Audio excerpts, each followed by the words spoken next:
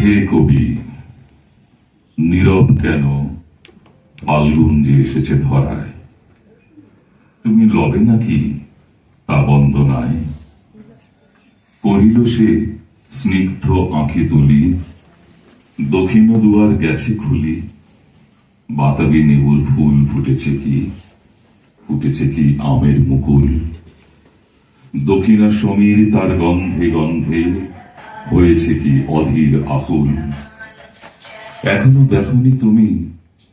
কহিলাম, কেন কবি আজ এমন উন্মনা তুমি? কোথা তব নব পুষ্প সাজ? কহিল সে সুদূরে চাহিয়া, অলখের পাখায় বাহিয়া তরি তার এসেছে কি? বেজেছে কি আগমনী গান? ডেকেছে কি সে আমারে? শুনি নাই, রাখিনি সন্ধান। কহিলাম, ওগো কবি, রচিয়া রহনা আজ গীতি। বসন্ত বন্দনা তব কণ্ঠে শুনি, এমন মিনতি। কহিল সে মৃদু মধু স্বরে, নাই হল না হোক এবারে আমার গাহিতে গান। বসন্তের আনিতে ধরিয়া রটেনি, সে ভুলেনি তো, এসেছে তো ফাল্গুন শুনিয়া। কহিলাম, ওগো কবি, অভিমান করেছ কি? যদিও এসেছে তবু তুমি তারে করিলে বৃথাই। কহিলাম, সে পরম হেলায় বেজেছে কি আগমনী গান? ডেকেছে কি সে আমারে? শুনি নাই, রাখিনি সন্ধান। কহিলাম, ওগো কবি, রচিয়া রহনা আজ গীতি। বসন্ত বন্দনা তব কণ্ঠে শুনি, এমন মিনতি। কহিল সে মৃদু মধু স্বরে, নাই হল না হোক এবারে আমার গাহিতে গান। বসন্তের আনিতে ধরিয়া রহেনি, সে ভুলেনি তো, এসেছে তো ফাল্গুন শুনিয়া। কহিলাম, ওগো কবি, অভিমান করেছ কি? যদিও এসেছে তবু তুমি তারে করিলে বৃথাই। কহিলাম, সে পরম হেলায় বৃথা কেন? ফাগুন বেলায় ফুল কি ফোটেনি শাখে? পুষ্পারতি লভেনি কি ঋতুর রাজন? মাধবী কুঁড়ির বুকে গন্ধ নাহি, করেনি সে অর্থ বিরচন? হোক, তবু বসন্তের প্রতি কেন এই তীব্র বিমুখতা? নমস্কার। আজকের অনুষ্ঠান হচ্ছে বর্ষ শেষে কাব্যের অঙ্গন। কিন্তু আমি যে কবিতাটা আজকে পড়ছি, কবিতা বলা যায় এক প্রকারের গদ্য কবিতাই। এটা লেখা হচ্ছে জার্মানির ব্রেটেল ব্রেক্টের। উনি 29 বছর বয়সে সমাজের অবক্ষয়ের ওপর এই কবিতাটি লিখেছিলেন।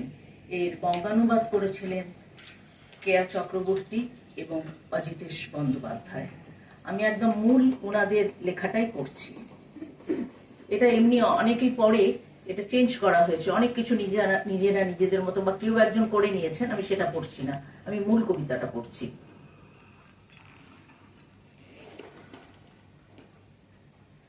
মারি ফারারের ভ্রূণ হত্যা। মারি ফারার জন্মেছে এপ্রিল মাসে, অনাথ এবং রিকেটগ্রস্ত। জন্মচিহ্ন নেই। আগে স্বভাব চরিত্র ভালো ছিল, তবে স্বীকার করেছে মেরেছে সে নিজের শিশুকে। গোটা ব্যাপারটা রইল এখানে 9 ভাগে। গেছিল সে এক মহিলার কাছে তলকুঠুরিতে ফুটপাতের। তখন 2 মাস চলছিল ওর ঘটনা যা ঘটে। তারপরে সেখানেই 2টো ইঞ্জেকশন মেরেছিল ওরা 2 হাতে।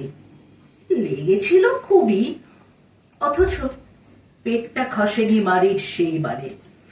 আপনারা রাগে ফেটে যাবেন না, হাত জোর করে বলছি ভাই, বেঁচে যাচ্ছ যারা, অপরের প্রতি তাদের একটু করুণা চাই।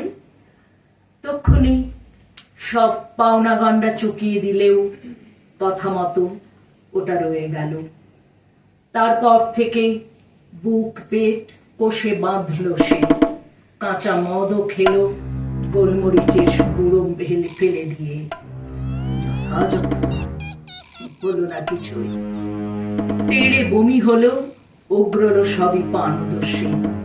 এবার স্পষ্ট খোলা পেটখানা দেখলে যে বোঝে সেই বোঝে তলপেট খুব ব্যথায় কাটাতো, বাসন মাজলে পেত সে টের।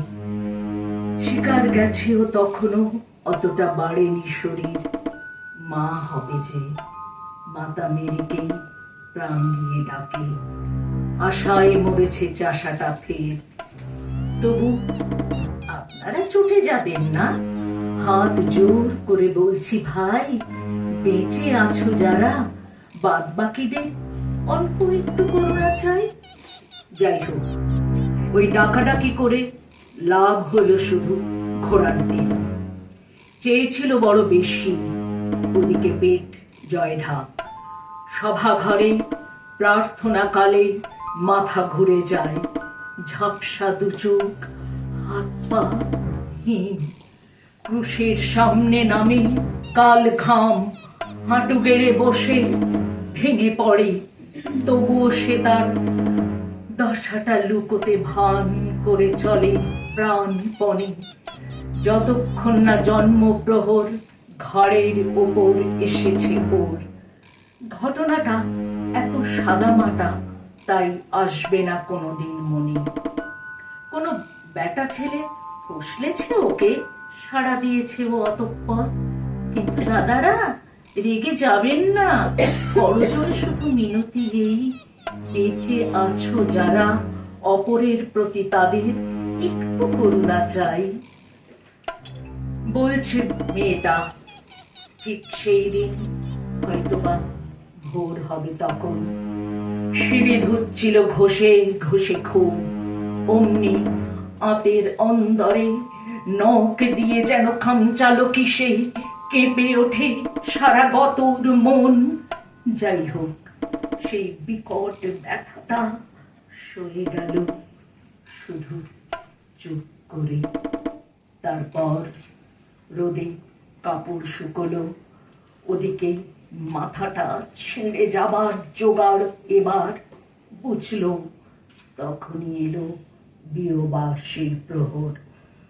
আতঙ্কে যেন একটি পাথর চেপে বসে বুকে, ফিরে আবার অনেক রাত্রে সিঁড়ি বেয়ে উঠে খুঁজে পেল শেষে বিছানা ওর। তবু বলবো, চটে যাবেন না, হাত জোর করে মিনতি ভাই, বেঁচে আছো যারা, অপরের প্রতি তাদেরও একটু করুণা চাই। কিন্তু যেই না শুয়েছে মেয়েটা, ডাকলো বাবুরা তখনই প্রায়, টাটকা বড় পড়ছে তখন, অতএব সেটা ঝাঁটাতে যাও। দিনটা কিছুতে শেষ হচ্ছে না, রাত্রি 10টা বাজতে যায়, যতক্ষণ না ঘুমোবে বাড়িটা, শান্তি কোথায় বিয়োবে তাও। ওর কথা মতো এবার জন্ম দিল, ছেলে ছিল, বাচ্চা তার ছিল সে তেমনই, জগতে যেমন অন্য মায়েরা জন্ম দেয়। অথচ মারি তো সাধারণ কোনো মায়ের মতন ছিল না আর, সুতরাং তাকে ব্যঙ্গ করার যুৎসই কোনো কারণ নেই।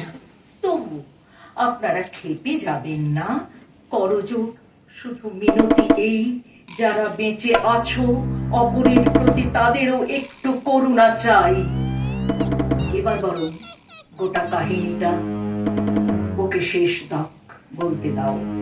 জন্মেছিল যে, সেই ছেলেটার কি হলো না হলো। তারপরে মেয়েটা বলেছে, লুকোনোর মতো কথা কিছু তার নেই কোথাও। যে যেমন লোক তুমি আর আমি, ন্যায় বিচার তো তার উপরে। বিছানায় যে শুয়েছে অমনি চেপে ধরে এক গা বমি ভাব। ওরই কথা মতো কি যে হচ্ছিল তখনও অব্দি জানে না ও। লড়ে যায় মারি, নিজেই আনাড়ি, লুকোয় কান্না গোঙানি সব। কাঁদে আর চাপে ঠেলে দেয় নিচে। ঘর ছিল না কেউ, আবার বলছি খেপে যাবেন না, করজোরে শুধু মিনতি চাই। যারা বেঁচে আছো অপরের প্রতি তাদেরও একটু করুণা চাই। শোয়ার ঘরটা বড় ঠান্ডা, তাই এবার সে জড়ো করে যতটা শক্তি টিকেছিল দেহে। নিজেই হিচড়ে নিয়ে যাওয়ার। পায়খানা ঘরে পৌঁছলে একা, ফোটেনি তখনো আলো ভরে। জন্ম দিল সে উৎসবহীন সাধারণ ভাবে। সময় তার ঠিক কটা হবে জানি না যদিও। তারপরে যায় গুলি সব। বলেছিল ও ঠান্ডায় জমে যাচ্ছিল হাত পায়ের নখ। বাচ্চাটাকে যে ধরবে দু হাতে সেটুকুও ছিল অসম্ভব। কারণ চাকর চাকরানীদের পায়খানাটায় পড়ে বড়। আবার বলছি খেপে যাবেন না, করজোরে শুধু মিনতি ভাই। যারা বেঁচে আছো অপরের প্রতি তাদের একটু করুণা চাই। কাজের লোকের কলঘর থেকে বিছানা অবধি যাবে যখন, তার আগে কিছু ঘটেনি কথাটা স্বীকার করেছে নিজ মুখে। কান্না জুড়লো বাচ্চাটা, এত উফ, পাগলের মতো লাগে তখন। এক ঘুষি মারে, বলেছে এ কথা, অন্ধের মতো মারে ওকে। থামে না কিছুতে, মেরে যায় কিল যতক্ষণ না চুপ করে। কবুল করেছে নিথর দেহটা নিয়ে শুয়েছিল ও বিছানায়। বাকি রাতটুকু তারপর পড়ে থাকে ওটাকেই বুকে ধরে। সকাল হতেই কাপড় কাচার ছাউনিতে গিয়ে মরা লুকায়। তবুও বলবো চটে যাবেন না, হাত জোর করে বলছি ভাই। যারা বেঁচে আছো অপরের প্রতি তাদের একটু করুণা চাই। মারিফারার জন্মেছে এপ্রিল মাসে। মেসেনের এক কয়েকখানায় মরেছে প্রবল অনুতাপে। অবিবাহিতা মা আইনের চোখে শাস্তি পেয়েছে সেই দোষে। দেখলেন সব বেঁচে আছে যারা, বেঁচে আছে কত হীনভাবে। আপনারা যদি ধূপ দুরস্ত কাপড় জড়ান ছেলেকে আর গর্ভধারণ করেই ভাবেন আশীর্বাদ এ ঈশ্বরের। হীন পতিতকে হীনবল দেখে দরকার নেই সাপ দেবার। পাপ তার ভারী, তবুও সে নারী যন্ত্রণা সয়েছে ঢের। তাই আপনারা খেপে যাবেন না, করজোরে শুধু মিনতি ভাই। যারা বেঁচে আছো অপরের প্রতি তাদেরও একটু করুণা চাই, একটু করুণা চাই।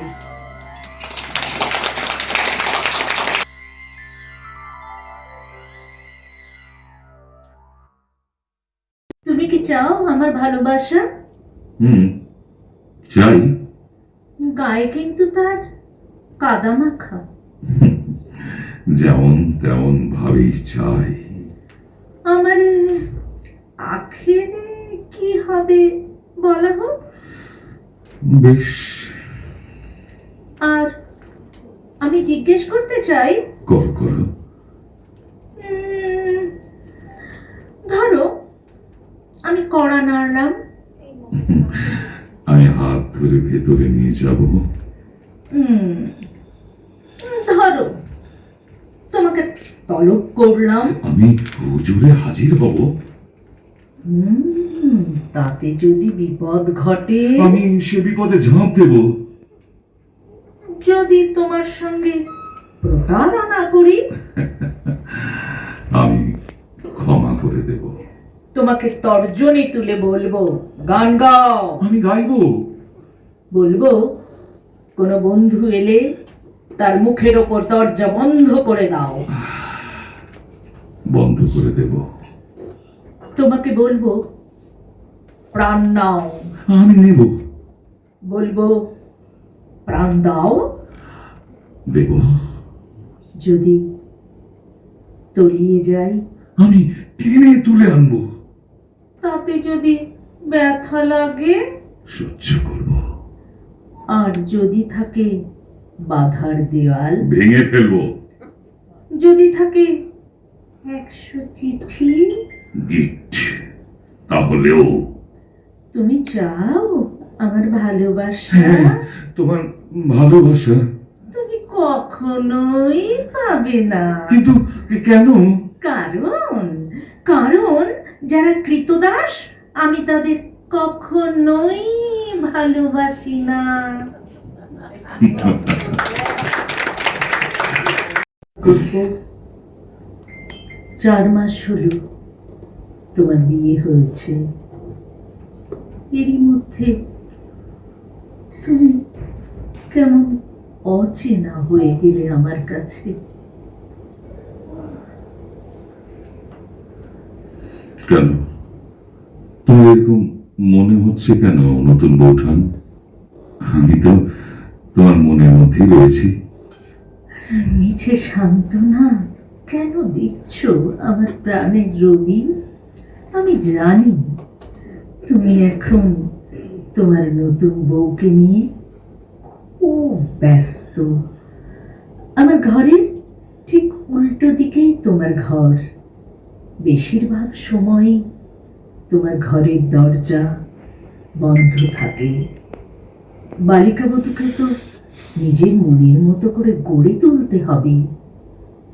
কোণে তুমি নিজে পছন্দ করনি, বাবা মশাইয়ের আদেশে তোমাকে এই বিয়ে করতে হয়েছে। বলতে দ্বিধা নেই, তোমার এবং তোমার জ্যোতি দাদা কারো বউ ঠাকুর বাড়ির উপযুক্ত হয়নি। আমি তোমাদের বাজার সরকার শ্যামগাঙ্গুলির কালো এবং রোগা সেজ মেয়ে। আমার বিয়ে হলো 9 বছর বয়সে। তখন তোমার সেজ দাদার বয়স 19। কোনো এক দিক দিয়ে আমি এই সুদর্শন বিদ্বান মানুষটির উপযুক্ত ছিলাম না ঠাকুরপো। তবু বাবা মশাইয়ের আদেশ তিনি মেনে নিলেন। বৌঠান, তোমার মনে আছে সেই সব দিনের কথা? আমার মা মারা গেলেন যখন, আমার বয়স তখন 14, তুমি 16 বছরের কিশোরী। আমার আমার সব কিছু মনে আছে। তুমি পান্তা ভাত দিয়ে চিংড়ি চচ্চড়ি খেতে খুব ভালোবাসতে।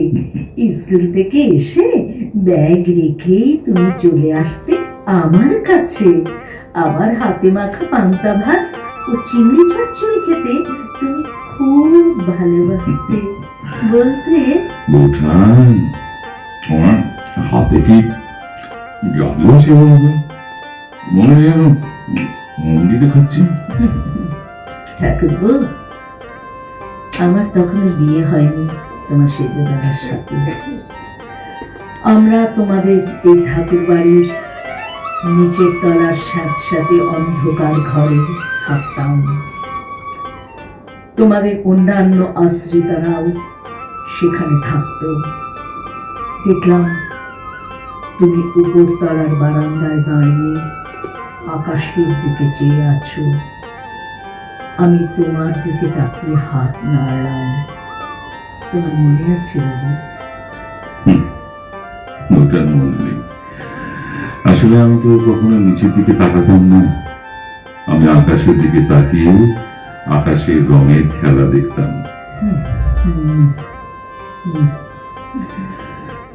আমার আদরের ভালোবাসার বৌঠান, ছোট ছোট দুঃখ মনের মাঝে রাখতে নেই বৌঠান।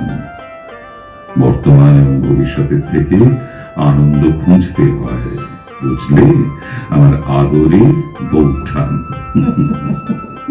তোমার সঙ্গে কথায় আমি পেরে উঠি না, তুমি যেন কথার জাদুকর। রবি, তোমার মনে আছে আমার ঘরের পাশে যে বড় ছাদ ছিল, হুম, সেখানে আমরা খুব সুন্দর এক বাগান বানিয়েছিলাম। তুমি নাম দিলে নন্দনকানন। হুম, কত মধুর সময় কাটিয়েছি আমরা সেই কানন। কোনো এক বর্ষার দিনে যখন বিকেলের ধূসর আলো নিভু নিভু, আমি একাকী দাঁড়িয়ে নন্দনকাননে। বর্ষার জল ঝরছে, বেল এবং জুঁই ফুলের গন্ধে চারিদিক আচ্ছন্ন। আমি আলতো হাতে নন্দনকাননের ফুলেদের আদর করছি। মনের মাঝে তুমি বিরাজ করছো। আমার মন তোমাকে চাইছে নিঃশব্দে। কখন তুমি এসে আমার পিছনে দাঁড়িয়েছ জানতে পারিনি। হঠাৎ কে যেন আমার কাঁধ স্পর্শ করল, চমকে উঠলাম। মুখ খুলিয়ে তোমাকে পেলাম। স্থান কাল ভুলে তোমায় জড়িয়ে ধরে তোমার বুকে মুখ লুকোলাম। তুমি আলতো হাতে আমার চিবুক তুলে তোমার ঠোঁট আমার ঠোঁটে ছোঁয়ালে। নাই অন্যায় ভুলে তোমাকে গ্রহণ করলাম। জীবন প্রথম আদর পেলাম। কোনদিন সেই আদরের পরশ ভুলিনি। নতুন বৌঠান, তোমার মনে আছে দ্বিতীয়বার আমি যখন ইংল্যান্ড যাওয়ার জন্য রওনা দিলাম, তখন তোমার করুণ মুখটি আমার আজও মনে আছে।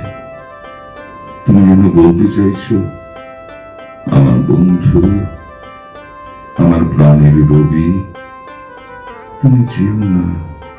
তুমি আমাকে দুঃখের সাগরে ভাসিয়ে চলে গেলে রবি। তোমার জ্যোতি দাদা আমায় নিয়ে তোমাদের চন্দননগরে বাগান বাড়িতে এলেন। আর আমি বিলেতে না গিয়ে মাদ্রাজ থেকে সোজা চন্দননগরে বাগানের বাড়িতে চলে এলাম। তোমার চোখের দিকে তাকিয়ে সেদিন যে আলো তোমার চোখে দেখেছিলাম, আদর ও ভালোবাসা মিলেমিশে একাকার ছিল। বৌঠান, মনে আছে বেশ কিছুদিন আমরা সেখানে ছিলাম। আর ফিরে এসে যা শুনলাম কল্পনাও করতে পারিনি। তোমার পিতা স্বয়ং মহর্ষি দেবেন্দ্রনাথ ঠাকুর তোমার বিয়ের আদেশ দিয়েছেন এবং তোমার মেজ দাদার স্ত্রী জ্ঞানদানন্দিনী দেবী আমার উপর দায়িত্ব দিলেন তোমার উপযুক্ত মেয়ে খোঁজার জন্য।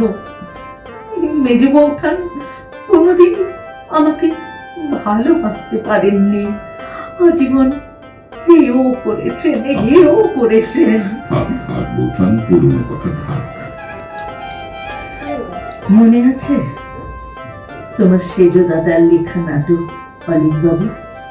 আমি এবং তুমি দুজনেই ছিলাম, স্বামী স্ত্রীর অভিনয় করেছিলাম। কিন্তু আমার কাছে সে তো অভিনয় ছিল না, সত্যি আমি আমার মনের সুতোর গাথা বড়মাল্য তোমায় পড়িয়েছিলাম। তুমি ছিলে আমার প্রাণ সখা। আর 4 মাস তোমার বিয়ে হয়েছে। তোমার নতুন বালিকা বধূকে নিয়ে ব্যস্ত একটি বাড়ির জন্য আমার আমার ঘরে গেলে ঠাকুর